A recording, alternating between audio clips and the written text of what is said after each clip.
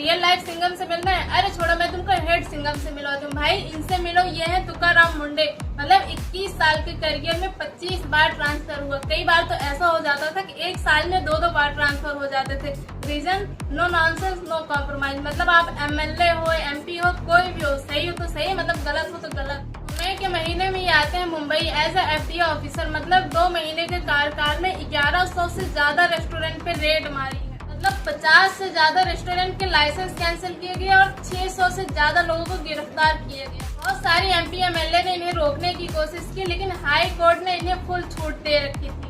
ये तब भी नहीं रुकते हैं। 30 तारीख को बॉम्बे हाई कोर्ट पर ही रेड मार देते हैं। मतलब अंडर में 3 कैंटीन थी, 2 कैंटीन के पास लाइसेंस न होने पर कैंटीन ही बंद करवा दिया और एक कैंटीन को बोल दिया कि कल से तुम लोग काम पर नहीं आओगे, ये को वार्निंग देके छोड़ दिया। भाई ऐसे लोगों की बहुत जरूरत है हमारे देश में। जब ऐसे लोग दुनिया से जाते हैं ना तो दुनिया याद रखती है उन्हें।